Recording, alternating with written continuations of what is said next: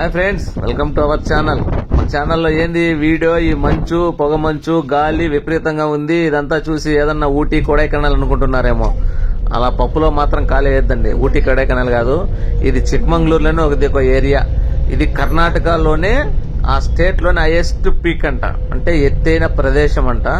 ఆ ప్రదేశంలోకి మనం ఇప్పుడు ఎంటర్ అవుదాం. ఎలా వెళ్దామేమనేది మీకు తెలిసిందే, ఆల్రెడీ కారులో వెళ్తున్నాము. ఈ కారు వెళ్లేటప్పుడు అబ్బా ఎంత హైట్ ఉందో ఏమో, కారుకే జ్వరం వచ్చాయండి, అంత హైట్ ఉంది లాగలేక. సరేనా, అది పక్కన పెడితే ఇదేం తెలుసా, దీని పేరు వచ్చి ములయాన్గిరి. ఈ ఏరియా పేరు వచ్చి ములయాన్గిరి. చూడండి, నేను వెళ్లేటప్పుడు అబ్బా పొగ మంచు ఏంది, ఆ వర్షం ఏంది, దాంట్లో ఎలా బండి డ్రైవ్ చేయాలా ఏమనేది మీరే చూడండి ఎలా ఉందో. క్లైమేట్ మాత్రం చాలా బాగుంది. ఏమంటే ఇలాంటి టైంలోనే మీరు వెళ్ళాల. జూన్ జూలైలో వెళ్తే ఆ క్లైమేట్ ఆస్వాదించి చాలా ఎంజాయ్ చేయొచ్చు. ఒక చిక్మంగళూరులో ఈ చలికి దీనికి ఇలాంటి క్లైమేట్ చూడకూడదు అనుకునే వాళ్ళంతా ఎండాకాలంలో వెళ్ళండి. చలికాలంలో మాత్రం వెళ్తే మాత్రం ఈ క్లైమేట్ మాత్రం మిస్ అవ్వద్దండి. ఆ ఫీలింగే వెరైటీగా ఉంటది. ఎలా ఉంటదంటే చాలా చాలా ఉంటది. అటు నేనుండే వెయిట్ 86 కిలోస్ ఉన్నా.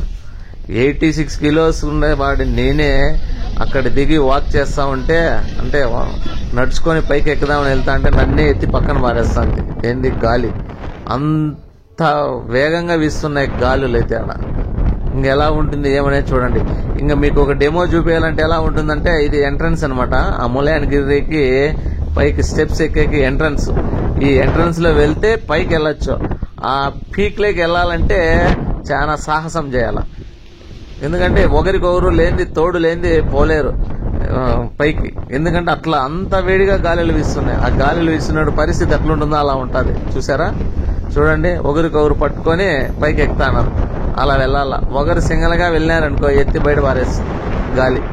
నేనైతే ఆ సాహసం అయితే చేయదలుచుకోవాలి. ఎందుకంటే ఏదేం చెప్తాను, 450 కిలోమీటర్ దూరంలో నుంచి వెళ్ళా అది చూద్దామని. కానీ చూసేదానికైతే పైకి వెళ్తున్నా కానీ పైకి వెళ్ళలేకపోయినా. విపరీతమైన గాలులు, మంచు.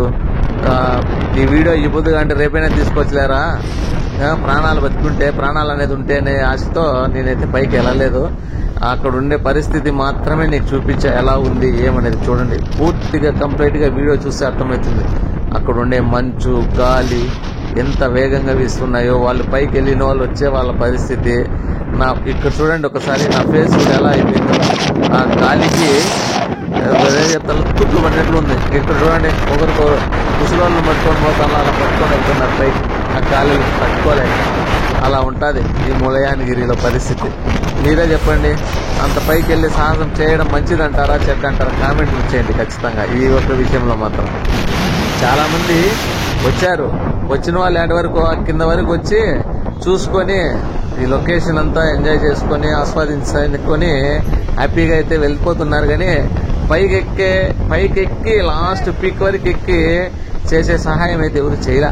సహాయం కాదు, దాన్ని ఏమంటారు, సహాయమా,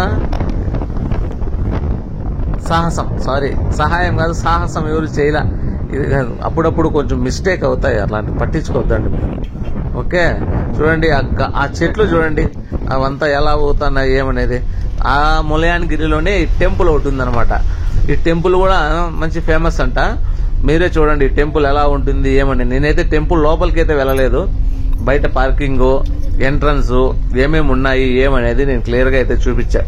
అంతా మోటో బ్లాగింగ్ లాగే సేమ్ అంత కారులో చూపించా. ఎందుకంటే ఆ కిందకి దిగి ఆ చలికి అదిరే అంత ధైర్యం అయితే లేదు నాకు. విపరీతమైన చలి, విపరీతమైన మంచు, వర్షము 3 కలిసి వస్తున్నాయి అక్కడ.